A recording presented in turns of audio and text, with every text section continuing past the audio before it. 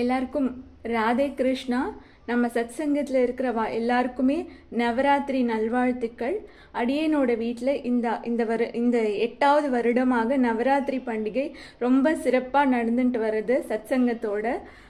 இன்னைக்கு 3வது நாள் நவராத்திரி அம்பிகை. நம்ம வீட்டில் முதல் நாள் பார்வதி தேவியை குறிக்கிறதுனால மயிலை கற்பகாம்பாளை இந்த வருஷம் நம்ம வீட்டில் எழுந்தருள் இருக்கிறாள் கற்பகாம்பாள்.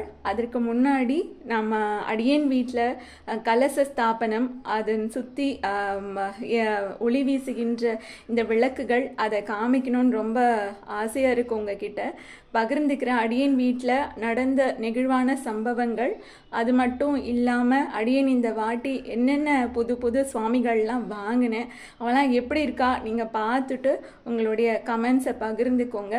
நேரில் வர முடியாதவளுக்கு இது ஒரு விர்ச்சுவல் நவராத்திரி விசிட்டாக எல்லாருக்கும் இருக்கட்டும் அப்படின்றதுனால தான் இந்த வீடியோ போடுறேன். முக்கியமாக அது ஒரு சம்பவம், கடைசி வரைக்கும் பாருங்கோ. நான் சொல்லும்போது எனக்கு நான் தழுதழுத்து போயிடும். அந்த அளவுக்கு அம்பாள் அனுகிரகம் பண்ணியிருக்கா அடியேனோட இல்லத்தில் எழுந்தருளி. இப்போ பார்க்கலாம். கலசத்தை ஸ்தாபனம் பண்ணியிருக்கோம் அடியேனோட வீட்டில். விளக்குகள் சுற்றிலுமே பிரகாசமாக எரியறது. யூஸ்வலாக மார்னிங் டைமில் தான் எல்லா விளக்கும் ஏற்றுறது. ஈவினிங் டைமில் எல்லா விளக்கும் ஏற்றினா சத்சங்கம் பண்ணுறவாளுக்கு ஃபேன் போடணும், விளக்கு அலமோதும் அப்படின்றதுனால எல்லா விளக்கும் ஏற்றிருக்கிறது. கலசம் பாருங்கோ, எல்லாரும் சேவிச்சுக்கோங்க. கலசம் அம்பாள் இதில் ஆவாகனம் பண்ணியிருக்கோம் அம்பாளை. யூஸ்வலாக கலசத்தில் என்னெல்லாம் போடுவான்னா, எப்போவுமே நான் பன்னீர் தான் ஊற்றி அதில் வெள்ளி காயின் போடுவேன். இந்த வாட்டி குருமாமி சொன்னாங்க பச்சரிசி, அதில் மங்களகரமான பொருள்களாக இருக்கக்கூடிய மஞ்சள், குங்குமம், ஏதாவது தங்கம், ஏதாவது அதே மாதிரி வெள்ளி காயின், முத்து, பவழம் அந்த மாதிரி இருந்தால் கூட நம்ம போடலாம். நவரத்தினங்களை உள்ளே போடலாம். அதெல்லாம் இல்லைன்னா கூட கிழங்கு மஞ்சள், குங்குமம், வெற்றிலை, பாக்கு, இதிலெல்லாம் மகாலட்சுமி தேவி தாயார் வாசம் செய்கிறா அப்படின்றதுனால கலசத்துக்குள்ளே அதெல்லாம் போட்டு நம்ம வழிபடலாம். தங்க காயின் இருந்தால் போடலாம், வெள்ளி காயின், முத்து, பவழம் அதெல்லாம் போடலாம். சரியா? இங்கே நான் எந்த ஊருக்கெல்லாம் அம்பாளை தரிசனம் பண்ண போகிறேனோ அங்கேருந்தெல்லாம் ஒரு அம்பாளை எடுத்துன்னு வந்துடுவேன். பின்னாடி பார்க்குறது மகா பெரிவா ஜெயந்தி அன்னைக்கு அடியனுக்கு லலிதா சஹஸ்ரநாமம் அர்ச்சனை பண்ணும்போது அடியனுக்கு கிடைத்த லலிதாம்பா. அதுக்கு பின்னாடி பாலா இருக்கா, லக்ஷ்மி, நம்ம மதுரை மீனாட்சி, காளிகாம்பாள், அப்புறமா கோலாப்பூர் மகாலட்சுமி, அப்புறம் அண்ணாமலையார், உண்ணாமலையம்மன், அதுக்கப்புறமா சமயபுரத்தாள், அபிராமி, இவெல்லாம் இருக்கா. இங்கே காமிக்க முடியல. சரியா? காமாட்சி அம்மன் விளக்கு, பின்னாடி பிள்ளையார் மனை. இதுதான் இங்கே பூஜை ரூம். அடியோனோட வீட்டில் எளிமையாக பண்ண முடிஞ்சது. அதுக்கு பிறகு இப்போ கோலு பார்க்கலாம். கோலு படிக்கேட் காமிக்கிறேன். முதல்ல பிள்ளையார்.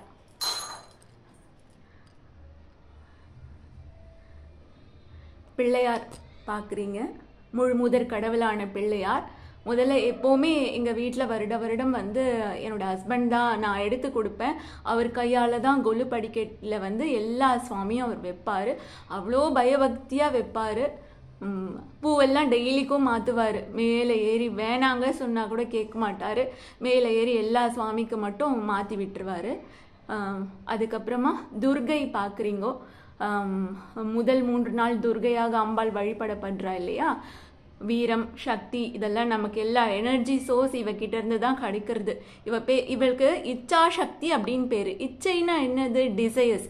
நம்ம மனசுக்குள்ள இச்சையாக எழுபவள் தான் இச்சா சக்தியாக இருக்கக்கூடிய பார்வதி தேவி.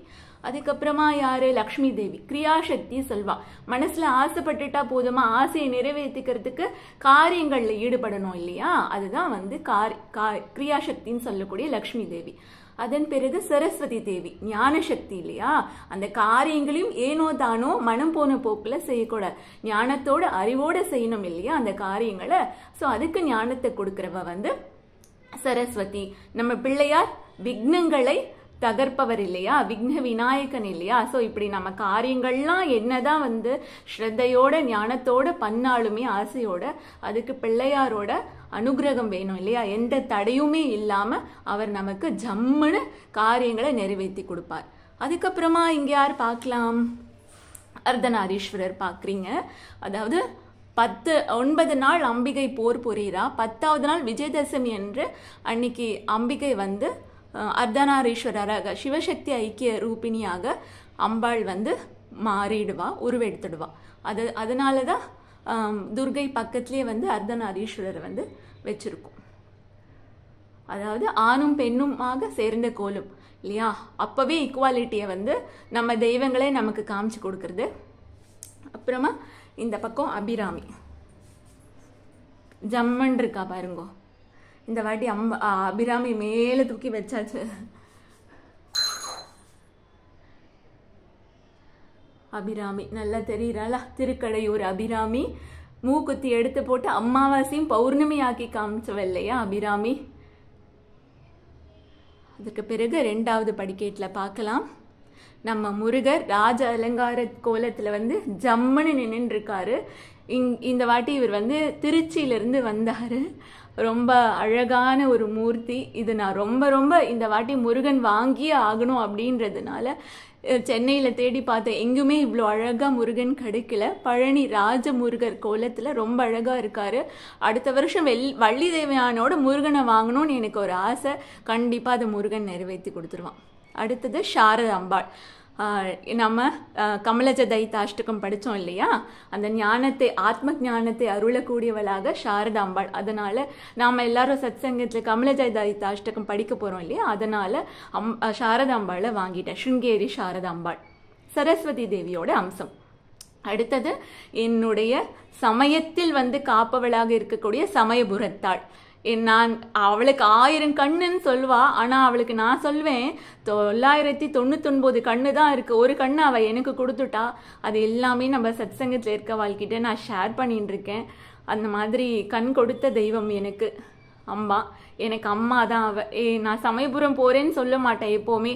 எங்கள் அம்மா வீட்டுக்கு போய் எங்கள் அம்மாவை பார்க்க போகிறேன்னு தான் சொல்லுவேன். ஸோ அப்படி ஒரு சமயத்தில் வந்து நம்மளை காக்கக்கூடிய தெய்வம். அடுத்தது நம்ம எல்லாம் நம்ம பேரழகியா இருக்கக்கூடிய ஆண்டாள். திருப்பாவை நமக்கு கொடுத்தவ. கண்ணன் பக்கத்துலேயே இருக்கான் பாருங்கோ. அவன் சொன்ன பகவத்கீதை அப்படியே 30 பாசுரங்கள்ல லட்டு மாதிரி தமிழ்ல ரொம்ப அழகா கொடுத்துருக்கா. அதை நம்ம சத்சங்கத்துல நிறைய நம்ம வந்து அனுபவிச்சிருக்கோம். ஆண்டாளுடைய திருப்பாவை. ஸோ ஆண்டாளும் நம்ம கொலுல இந்த வாட்டி இருக்கா. அதன் பிறகு 3வது படியில மகிஷாசுரனை அழித்த மகிஷாசுர மர்தினி. போன வாட்டி வந்து இவளை வாங்கினது மகிஷாசுர மர்தினி. எத்தனை கைகள் பாருங்க இருக்கா அவளுக்கு. 8 கைகள் இருக்கா. இதெல்லாம் மகிஷாசுரனை உண்மையாலே அழிச்சாலா என்னன்னு தெரியாது.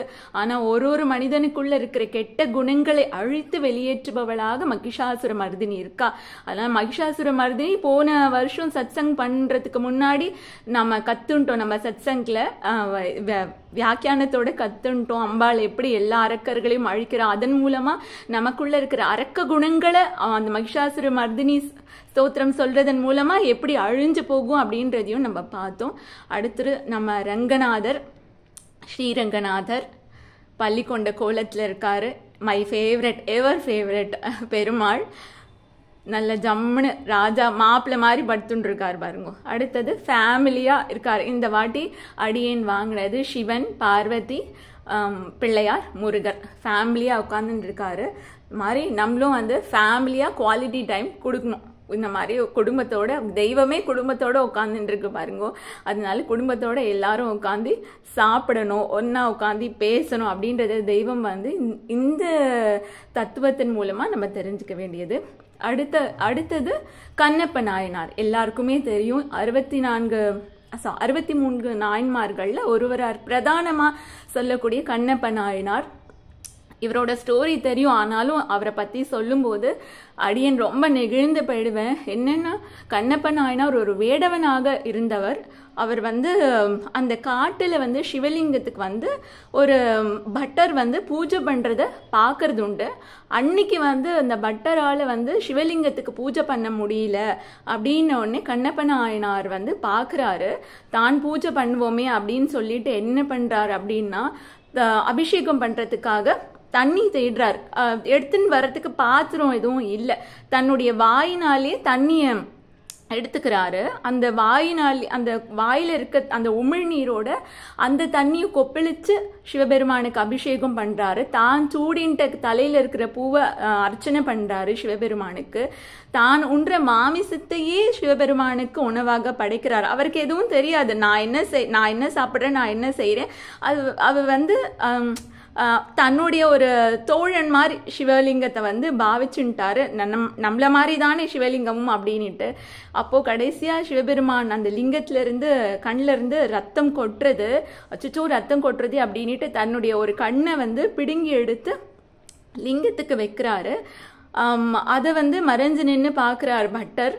அதுக்கப்புறமா இன்னொரு கண்ணில் இருந்தும் வந்து ரத்தம் கொட்டுறச்சு. இன்னொரு கண்ணையும் வந்து பிளந்து எடுக்கும் போது சிவபெருமான் தோன்றுகிறார். அப்போ பட்டர் கிட்ட சொல்றாரு, நான் இவனுடைய இவன் எனக்கு வந்து நெய்வேத்தியமா வச்ச மாமிசத்தை நான் ஏத்துக்கல, அதுல அவன் அன்பு அப்படின்ற பாவத்தை கொடுத்தான் இல்லையா, அந்த பாவத்தை தான் நான் ஏத்துக்கிறேன் அப்படின்னு சிவபெருமான் சொல்லி கண்ணப்ப நாயனார் அந்த வேடவனுக்கு வந்து கண் கொடுத்ததுனால கண்ணப்ப நாயனார் அப்படின்ற பெயரை கொடுத்து தன்னோட ஐக்கியப்படுத்தின்ட்டாரு சிவபெருமான். அதனாலதான் கிருஷ்ணன் பகவத்கீதையில என்ன சொல்றான், எனக்கு வந்து நீ என்ன கொடுக்குற அப்படின்றது முக்கியம் இல்லை, நீ ஒரு பத்திரம் புஷ்பம் பலம் தோயம் அப்படின்னு சொல்றார். நீ அதில் எது கொடுத்தாலும் எனக்கு நீ அன்பா கொடு, எதுவுமே கொடுக்க முடியல அப்படின்னு ஒரு கண்ணீர் சிந்திரியா, அந்த கண்ணீரையும் நான் வந்து ஏத்துக்கிறேன் அப்படின்னு கண்ணன் சொன்னதே தான் வந்து சிவபெருமானும் வந்து இங்க நமக்கு திருவிளையாடல் மூலமா காமிச்சு கொடுத்துருக்காரு.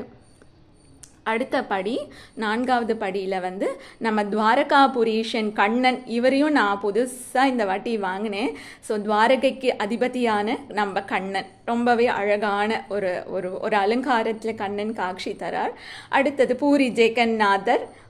நம்ம கிருஷ்ணன் நடுவில், பக்கத்தில் பலராமர், அவ தங்க வந்து சுபத்ரா இருக்கா இல்லையா. ரொம்பவே இந்த கிருஷ்ணனுடைய பேரழகு என்னன்னா, பார்க்கறதுக்கு ரொம்பலாம் அழகாக மயில் பீடிச்சு ஓடின்ட்டு, அதுக்கப்புறம் கையில் புல்லாங்குழலாம் வச்சுன்ட்டு, அப்படியே கண்ணெல்லாம் கமலக்கண்ணனாலாம் இருக்க மாட்டாங்க. இங்கே பாருங்க கண் எப்படி இருக்குது, முட்டை கண்ணாட்டும். அப்படியே பார்க்குறதுக்கே கொஞ்சம் வந்து பயமாக இருந்தாலும், ஆனால் இந்த கண்ணன் வந்து அவ்வளோ ரொம்ப வந்து ஸ்வீட்டான ஒரு கண்ணன். நம்ம பூரி ஜெகநாதர் பூரி ரதம் யாத்திரை வந்து வேர்ல்டு ஃபேமஸ் இல்லையா. ஸோ அதை பற்றி எல்லாருக்கும் நிறைய தெரிஞ்சிருக்கும். ஸோ இவாலையும் இந்த வாட்டி வந்து நான் வாங்கினேன் புதுசாக. அதுக்கப்புறமா நம்ம நாராயணியம் கற்றுக்குறோம் இல்லையா, நம்ம கண் கண்ட தெய்வமாக பரபிரம்ம ஸ்வரூபமாக இருக்கக்கூடிய நம்ம குருவாயூரப்பன். அதுக்கப்புறமா புலி மேலே அமர்ந்திருக்கக்கூடிய ஐயப்பன் வந்து இந்த வாட்டி இவரையும் புதுசாக வாங்கியிருக்கேன். புலி மேலே உட்காந்துட்டு இருக்க கண்ணன், ஐயப்பன். அதுக்கப்புறமா கோமாதா, பசு கண்ணுக்குட்டி இருக்கா மாதிரி. இந்த கோமாதாவிலே தான் எல்லா தெய்வங்களும் அடக்கம் இல்லையா. ஸோ அதனால ரொம்ப க்யூட்டாக இருந்ததுன்னு வாங்கினேன் இந்த வாட்டி. அதுக்கப்புறமா 5வது படியில் பார்க்கலாம் தட்சிணாமூர்த்தி. எப்போவுமே தட்சிணாமூர்த்தி சிவபெருமானோடைய அம்சம் இல்லையா. மௌன குருவாக இருந்து சனகாதி முனிவர்களுக்கு வேத சாஸ்திரங்களை மௌனத்தின் மூலமாகவே உபதேசம் செய்தவர். அதுக்கப்புறமா நம்ம ஆஞ்சநேயர் சஞ்சீவி மலையை தூக்கின்னு இருக்காரு.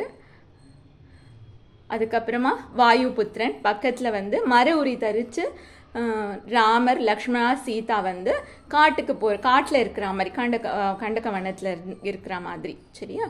அதுக்கப்புறமா லக்ஷ்மி நரசிம்மர் எவ்வளோ அழகாக வைஃபை மடியில் வச்சுட்டு இருக்காரு பாருங்கோ. அதுக்கப்புறமா லக்ஷ்மி ஹயக்ரீவர், அவரையும் லக்ஷ்மியை மடியில் வச்சுட்டு இருக்காரு.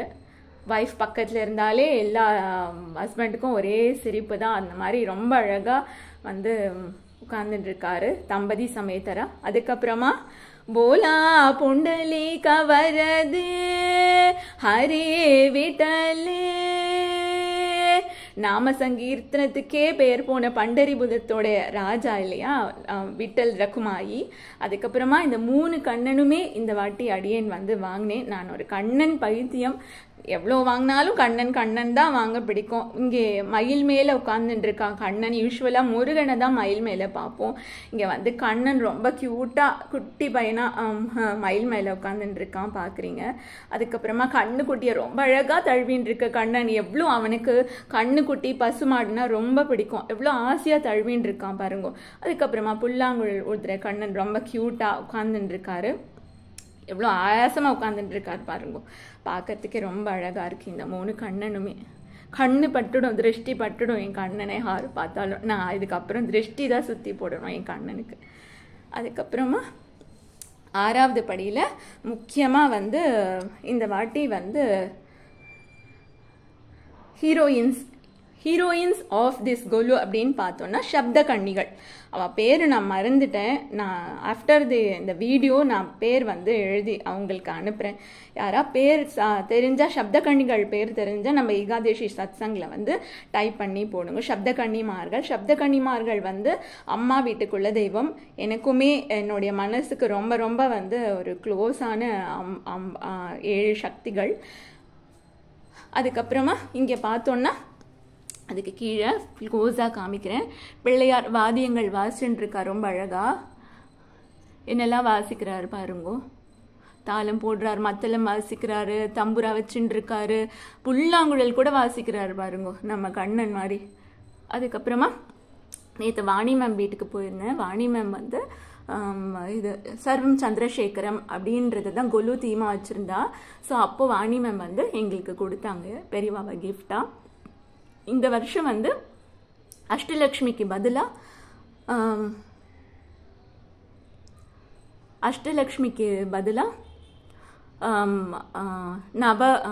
சப்த கன்னிகளை வச்சுட்டேன்.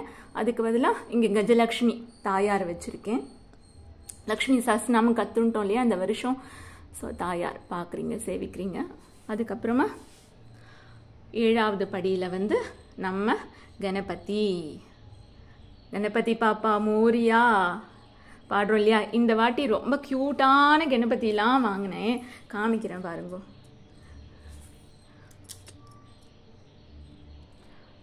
கொடை பிடிச்சுட்டு இருக்காரு கணபதி.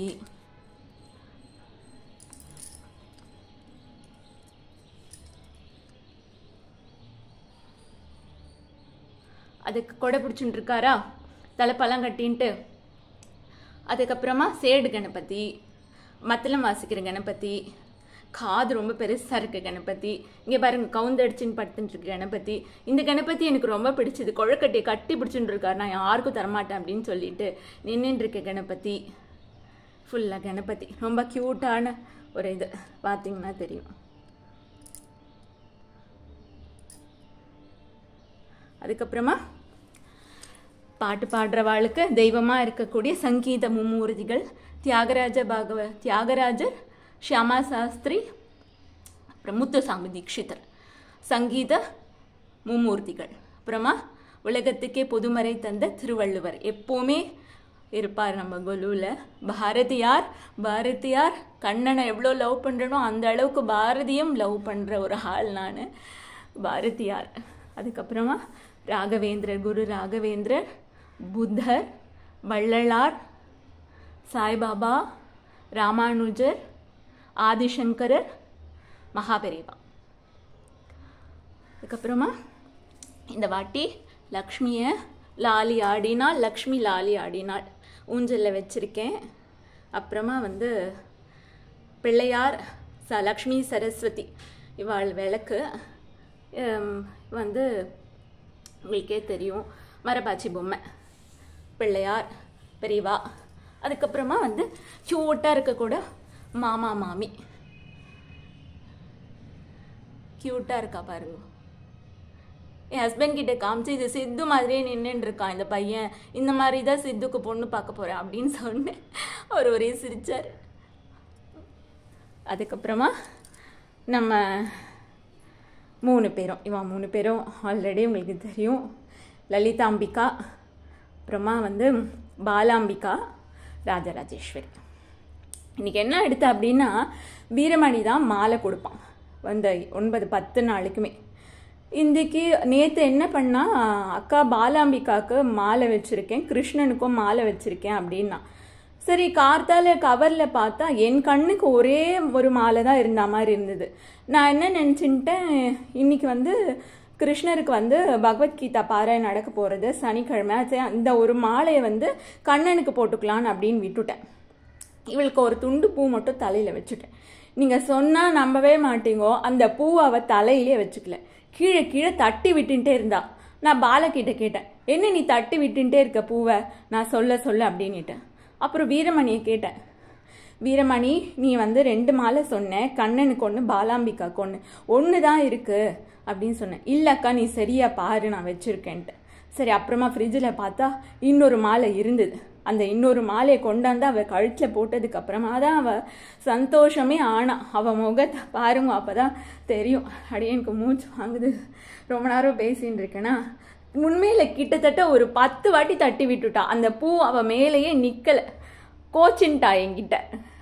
அப்புறமா நான் அவகிட்ட சாரி கேட்டேன், கோச்சுக்காத கண்ணா, கோச்சுக்காதடி, நான் மாலையை மறந்துட்டேன், உனக்கான மாலையை நான் உன் கழுத்தில் போட்டுட்டேன், பி ஹாப்பி சொன்னேன். அப்புறமா தான் சிரிக்க ஆரம்பிச்சா பாலாம்பிகா. நான் முதல்ல கொலு வைக்கிறப்போ முதல்ல வாங்கின அம்பாள் யாரை பார்த்தோன்னா பாலாம்பிகா தான். அவ்வளோ அழகு, என்னுடைய பொண்ணு இவ தான். அதுக்கப்புறமா நம்ம நவராத்திரி கொலுவினுடைய நாயகி யாரு, மயிலை கற்பகாம்பாள் இல்லையா? இன்னைக்கு பாருங்க, எல்லாரும் சேவிச்சுக்கோங்க. இன்னைக்கு இருப்பாங்க அம்பாள், நாளைக்கு கார்த்தால கிளம்பிடுவாங்கோ. அதனால தான் இவளை பற்றி ஒரு வீடியோ போடணுன்ட்டே நான் வந்து இன்னைக்கு எடுத்தேன். நல்லா சேவிச்சுக்கோங்க. மயிலை கற்பகாம்பாள். அவள் காலில் பார்த்தீங்களா ரொம்ப அழகான ஒரு கொலுசு இருக்கா, பார்க்குறீங்களா? அந்த கொலுசை பற்றி தான் ஒரு விஷயம் சொல்ல போகிறேன், நல்லா பார்த்துக்கோங்க. கொலுசு சேவிச்சுக்கோங்க எல்லாருமே. எவ்வளோ அழகாக கொலுசு போட்டுருக்கா பாருங்க, அழகு அம்பாள். என்ன எடுத்த அப்படின்னா, அம்பாள் வந்து எங்கள் வீட்டுக்கு வந்து வியாழக்கிழமை கொலு ஸ்டார்ட் ஆகிடுது இல்லையா, 3ஆம் தேதி. அம்பாள் வந்து 2ஆம் தேதியே எங்கள் வீட்டுக்கு வந்துட்டான். அதாவது நாங்கள் ப்ரிப்பேர் பண்ணிட்டு இருந்தோம், அரேஞ்ச்மெண்ட்ஸ் எல்லாம். அம்பாளை வந்து மணிமண்டபத்தில் வைக்கணும் அப்படின்ட்டு. சரி, மணிமண்டபம் வந்து ஹைட்டு கம்மியாக இருந்தது. வீரமணி தான் எனக்கு எப்போவுமே ஹெல்ப் பண்ணுவான். ஹைட்டு கம்மியாக இருக்கே அப்படின்னு சொல்லிட்டு மணிமண்டப அம்பாளுடைய ஹைட் என்னன்னு கேட்டுன்ட்டேன். இதை அம்பாளை வந்து எங்களுக்கு இது பண்ணி கொடுத்தாரு இல்லையா, அவர்கிட்ட கேட்டேன். அம்பாள் வந்து ஒரு 3 அடி இருப்பாம்மா சொன்னார்.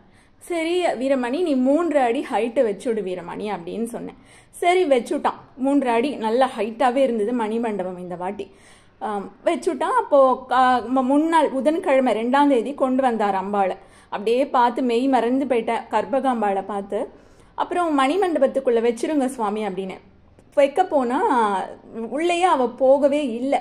பார்த்தா வந்து அவள் போட்டுட்டு இருந்த கிரீடம் வந்து இடிச்சுது தலையில் போட்டுட்டு இருந்த கிரீடம். சரி, அதனால் மணிமண்டபத்துக்குள்ளே போகவே இல்லை. ஒரு 2 அடி வந்து எங்களுக்கு குறைச்சலாக இருந்தது. சரி, அதனால் டேபிள் மேலே எடுத்து வச்சுட்டார். அவர் கண்ணு அந்த மூக்குத்தி எல்லாம் பொட்டெல்லாம் வச்சு அழகுபடுத்தின்னு இருந்தார். நான் அப்போ வந்து அம்பாள் காலில் கொலுசே இல்லையே அப்படின்னு. இல்லைம்மா, இப்போ வந்து அவர் என்ன சொன்னார்னா, இப்போது கிரீடம் இடிக்கிறது, அதனால் நான் வந்து திரும்பி எல்லாம் கொஞ்சம் மாற்ற வேண்டிய ஆர்னமெண்ட்ஸ் எல்லாம் நான் மாற்றணும். நீங்கள் தலையில் பார்த்தீங்கன்னா கிரீடம் இருக்காது, ஃபுல் அண்ட் ஃபுல் வந்து அம்பாளுக்கு வந்து இதை நடுவில் இந்த சிகப்பு கல் பதிஞ்சு வச்சது இல்லையா, அது அடியனோட வீட்டில் இருந்தது. அவர் ரொம்ப ஆச்சரியமாக சொன்னார், இது எப்படி அம்பாளோட தலையில் வந்து கிரீடமாக ரொம்ப அழகாக ஃபிட்டாக இருக்கு பாருங்கோ, அற்புதமாக இருக்குது, இது கிரீடமே இல்லை, அந்த ஒரு டெக்கரேஷன் மாதிரி பண்ணியிருக்கார். அம்பாளை க்ளோஸ் அப் வியூவில் பாருங்க, எவ்வளோ கருணை தெய்வம் கற்பகாம்பாள் இல்லையா. ஸோ அந்த மாதிரி அவர் வந்து என்ன பண்ணார்னா, நான் போய் எடுத்துன்னு வரேன்னு சொன்னார். சரி, நீங்கள் போயிட்டு கிரீட்டம்லாம் மாற்றி எடுத்துன்னு வரேன், சிலதெல்லாம் மாற்றணும் அப்படின்னாரு. சரி, அவர் கிளம்பி போகும்போது நான் சொன்னேன், இந்த மாதிரி அம்பாள் காலில் கொலுசே இல்லையே சுவாமி, மறந்துட்டேலா அப்படின்னு. ஆமாம்மா, நான் மறந்துட்டேன், நான் திரும்பி வரும்போது எடுத்துன்னு வரேன், அன்னைக்கு ஈவினிங்கே வந்து போட்டு விட்றேம்மா அப்படின்னு சொன்னார். சரி, ஈவினிங் வந்து போட்டுவிட்டார் அம்பாள். கொலுசு அம்பாள் காலை ரொம்ப அழகாக போட்டுருக்கார். தங்கம் மாலி ஜொலிக்கிறது பாருங்க, கமல பொற்பாதத்தில் அவளுடைய கொலுசு எப்படி ஜொலிக்கிறது. சரி, அம்பாளை வந்து இது பண்ணியாச்சு. எங்கள் வீட்டில் மணிமண்டபத்துக்குள்ளே அழகாக நுழைஞ்சிட்டா, கரெக்டாக ஃபிட் ஆகிட்டான், 1 இன்ச்சு கேப் கூட கிடையாது. அதுக்கப்புறமா என்ன எடுத்து முதல் நாள் இருந்தா இல்லையா எங்கள் வீட்டில் அம்பாள், 3ஆம் தேதி அம்பாளை வந்து மணிமண்டபத்தில் எழுந்தருளி நான் ஃபுல்லாக அன்றைக்கி நைட்டெல்லாம் இருந்தா. அம்பாளை பார்த்து அழுது பாடின்னு இருந்தேன். நான் என்னம்மா உனக்கு பண்ணேன், என் வீட்டில் நீ இவ்வளோ அழகாக வந்து தங்கின்னு இருக்கியே அப்படின்ட்டு. அப்புறமா மறுநாள் நேற்று கார்த்தால 4 மணி வேலையில் வந்து சித்துவை காலேஜுக்கு அனுப்பணும் அப்படின்றதுக்காக என் ஹஸ்பண்ட் நான் அசந்து தூங்கிட்டேன். என்னை யூஸ்வலாக 5 மணிக்கு எழுந்துருவேன். 5:30 மணிக்கு அவர் குரல் கொடுத்தாரு, பாரி எழுந்துடு, சித்து காலேஜுக்கு போகணும் அப்படின்னு சொல்லிட்டு. அப்போது வந்து என்னால் எழுந்துக்க முடியல, உடம்பு ரொம்ப வலிச்சுது. சரி, அப்படியே கொஞ்ச நேரம் ஒரு 10 நிமிஷம் படுத்துக்கலாமேன்னு அப்படியே பெட்லேயே படுத்துன்னு இருந்தேன். அப்போ வந்து எனக்கு கொலுசு சத்தம் ஜல் ஜல் ஜல் ஜல்லுன்னு கேட்குறது. இங்கேத்துக்கும் அங்கத்துக்கும் நடந்து போகிற மாதிரி என் காதில் கேட்டுன்ட்டே இருக்கு. நான் என்ன நினச்சிட்டேன், பைத்தியக்காரி, எங்கள் வீட்டில் வந்து மோகனான்னு ஒருத்தவங்க வந்து வேலை செய்கிறாங்க, ஒரு பெண்மணி. அவள் வந்து காத்தால எங்கள் வீட்டு வாசலில் வந்து கூட்டி கோலம் போடுறவா. நான் நினச்சிட்டேன் எங்கள் ஹஸ்பண்ட் தான் வந்து மேலே வர சொல்லி ஏதோ வேலை வாங்குறாருன்னு நினச்சிட்டேன். பாத்திரமும் வீடோ க்ளீன் பண்ண சொல்லி அவள் தான் மேலே வந்து ஒலாத்தின்னு இருக்கான்னு நான் நினச்சிட்டேன். சரி, 1/4 hour ஆயிடுத்து, நான் அப்படியே படுத்துட்டு இருந்தேன். ஆனாலும் கொலுசு சத்தம் வந்து கேட்கறதே நிற்கலை. நான் எழுந்து வந்து பார்த்தேன், என்ன மோகனா இவ்வளோ நேரம் வேலை செய்கிற, என்ன வந்திருக்க, நீ ஈவினிங் வரப்போகிறது இல்லையா, அதனால தான் காத்தாலே வந்துட்டியோ அப்படின்னு கேட்கலான்ட்டு எழுந்து வந்தா காணோம் மோகனா. என்னங்க மோகனா வந்தாங்களா, கொலுசு சத்தம் கேட்டது, யாருமே வரலையே, நான் தானே இங்கே இருக்கேன், சித்து கூட இன்னும் எழுந்துக்கலையே, உனக்கு எப்படி கொலுசு சத்தம் கேட்கும், மேபி நீ போட்டுன்னு இருக்க வளையல் சத்தமாக இருக்கும் அப்படின்னார். நான் என் வளையலெல்லாம் கழட்டி வச்சுட்டு தான் படுத்துட்டு இருக்கேன். அஃப்கோர்ஸ் வளையல் சத்தமும் கொலுசு சத்தமும் வேற ஓசை வரும். நான் படுத்துட்டு இருக்கவ கையிலேருந்து வளையல் சத்தம் வந்தால் எனக்கு தெரியாதா? ஸோ அந்த கொலுசு சத்தம் கேட்டுது. அப்போது எனக்கு வந்து ரொம்ப உடம்பெல்லாம் சிலிர்த்து போயிடுது. அம்மா, அடியேனோட வீட்டில் நீ வந்து தங்கியிருந்து நீ வந்து நடமாடி இருக்கியோ, அந்த கொலுசு சத்தம், நான் கொலுசு எடுத்துன்னு வாங்கோன்னு நான் அப்போ சொன்னதை வந்து கனெக்ட் பண்ணிக்கிட்டேன், கோரிலேட் பண்ணிக்கிட்டேன். அவர் கொலுசு மறந்துட்டார் இல்லையா, முன்னாள் அம்பாளுக்கு இங்கே காலையில் கொலுசு அம்பாளுடைய காலில் கொலுசு எடுத்தாந்து போடுங்கோன்னு சொன்னேன் இல்லையா. எல்லாம் வீட்டுக்கு வந்தவ அத்தனை பேருமே அம்பாளுடைய திருப்பதத்தை பார்த்து கொலுசை பற்றி தான் பேசுகிறா. அம்பாள் எனக்கு அந்த கொலுசு மூலியமாகவே சொல்லிட்டா, நான் வந்து உங்கள் வீட்டில் வந்து பிரத்யக்ஷமாக இருக்கேன் அப்படின்றத எனக்கு காமிச்சு கொடுத்துட்டான் அந்த கொலுசு மூலியமாக. இது நான் வந்து ஷேர் பண்ணிட்டேன், அக்கா கிட்ட ஷேர் பண்ணிட்டேன், ஹஸ்பண்ட் கிட்ட ஷேர் பண்ணிட்டேன். அப்புறமா சத்சங்கத்தில் உங்ககிட்ட முக்கியமாக ஷேர் பண்ணிக்கணும் அப்படின்றதுக்காகவே இந்த வீடியோ போட்டேன். இத்தனை வருஷம் நான் கொலு வீடியோ போட்டதே இல்லை இந்த மாதிரிலாம் பேசி. அம்பாள் வந்து எங்கள் அடியேனுடைய இல்லத்தில் இந்த மாதிரி அம்பாள் உலா வந்திருக்கா அப்படின்னு சொல்லும் போதே மெய் சிலிர்த்து போகிறது. அந்த கொலுசு சத்தம் இன்னும் என் காதில் ஒழிச்சுட்டே இருக்குது. இது ஏதோ வீடியோ போடணும் அப்படின்றதுக்காக சொல்ல, உண்மையிலேயே இது ஒரு நெகிழ்ச்சியான மயிர்கூச்செறியக்கூடிய அந்த சம்பவம் வந்து உங்ககிட்டெல்லாம் ஷேர் பண்ணிக்கணும் அப்படின்ற ஒரே நோக்கம், காரணம்தான். கருணை தெய்வமே கற்பகமே அப்படின்னு பாடுவா இல்லையா, கற்பகாம்பாள் மேல அது எவ்வளோ ஒரு உண்மை பார்த்தீங்களா. நான் எப்போவுமே வந்து ரொம்ப I am not a frequent visitor of Mylapore temple, but still Karpagambal அப்படி சொன்னேன். எப்போவுமே ஒரு கொலுக்குமே நினைப்பேன் கற்பகாம்பாள் பொம்மை வாங்கணும் அப்படின்ட்டு. ஆனால் இந்த வாட்டி கற்பகாம்பாளே வந்து நின்னுட்டா. இந்த கற்பகாம்பாள் வந்து வடிவமைச்சு கொடுத்தவர் வந்து மயிலை கபாலீஸ்வரர் கோவிலில் வந்து கபாலீஸ்வரருக்கும் கற்பகாம்பாளுக்கும் அலங்காரம் பண்ணுறவர். நீங்கள் பார்க்குற அத்தனை ஆபரணங்களும் கோவில் அம்பாளுக்கு சாத்தப்பட்டது தான்.